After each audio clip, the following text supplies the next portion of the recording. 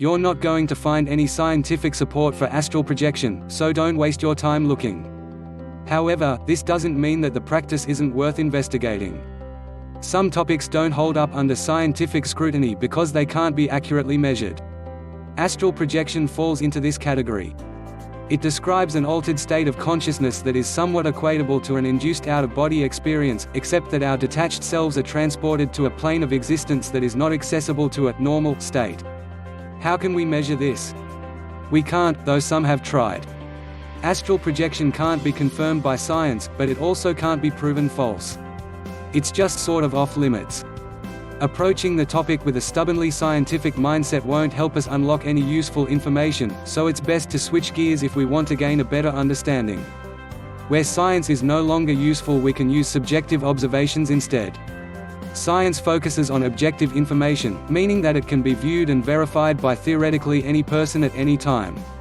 Subjective information, on the other hand, describes anything we observe from our individual internal perspectives alone. As a subjective practice, the only way to gain insight on astral projection is to attempt it ourselves. To that end, we will discuss 3 of the most recommended techniques for inducing astral projection experiences. Be warned, I have not tried any of these methods myself, and some practitioners have warned against trying astral projection due to the massive amount of energy it requires. 1. While it's certainly an intriguing topic and worth our attention, I suggest that you do not try any of these techniques unless you've thoroughly researched the associated risks and are comfortable with the potential consequences.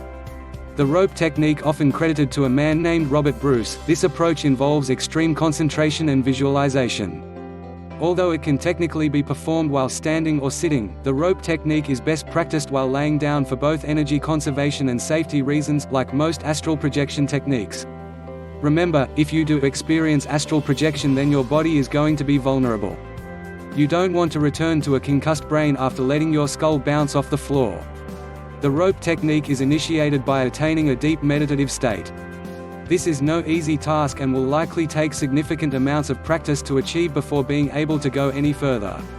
Once this state is attained, we are told to picture a rope hanging above our heads. Then we must concentrate and visualize reaching out of our body with our astral arms, using our spiritual body instead of physical, grip the rope, and continuously climb upward. During this visualization, focus should be placed on the pressure exerted by the rope on our astral hands. This helps to transfer our sensory awareness from the physical to the spiritual. Eventually, the sensation of increasingly intense vibrations will be experienced.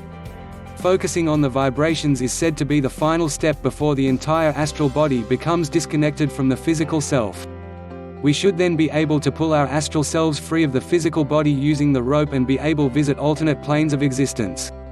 Monroe's technique. Robert Monroe was one of the biggest names in the exploration of altered states of consciousness.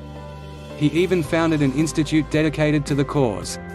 Among his endeavors, Monroe developed a popular technique for inducing astral projection that takes advantage of another altered state of consciousness called the hypnagogic state. We've all experienced hypnagogia as the strange sensation of being almost, but not quite, asleep. Monroe's technique begins by laying down and placing yourself into a deep state of relaxation. Comparable to meditation, this requires focus and intensive practice, as does each stage of Monroe's process. When deep relaxation is achieved, we must allow ourselves to drift towards sleep without losing conscious awareness. Again, this is going to take some work to get right. It's a natural instinct to shut down our attention processes as we reach the hypnagogic state, but we can override it with enough training. Stray thoughts will cause us to snap back to wakefulness during this stage, so it will also be necessary to become skilled at thought suppression. The next step is to create and focus upon the feeling of vibrations within our bodies while we're deeply relaxed in the hypnagogic state. These vibrations represent the separation of the astral form from the physical body. When the sensation is significantly intensified through concentration and practice, we are directed to simply roll over to complete the disconnection process. Induction via lucid dreaming. A lucid dream is defined by an awareness that we are dreaming. Unlike astral projection, lucid dreaming is a scientifically supported phenomenon, too. Much of the population has experienced dream lucidity spontaneously at least once in their lives, if only for a moment. However, it is a difficult and often frustrating goal to intentionally achieve and sustain.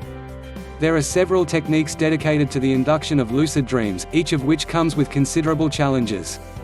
Once we gain some control over this process, we can also utilize it as a tool for inducing astral projections.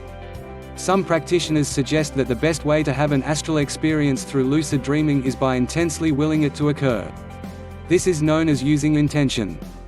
We could also practice other astral projection techniques, like those discussed above, while within the lucid dream state, since they may be more effective when performed in a non-waking state of consciousness, as is alluded to by Monroe's focus on hypnagogia. Conclusion: there are many paths through which astral projection may be achieved, according to anecdotal evidence. Science will never support the field, but that shouldn't stop anyone from considering its validity as a personal experience. We should, however, consider the risks that are posed by attempting such a taxing endeavor. Again, this warning comes only from the word of others, but there are definitely some people who feel that astral projection poses a serious risk to our well-being. Proceed with caution, if at all.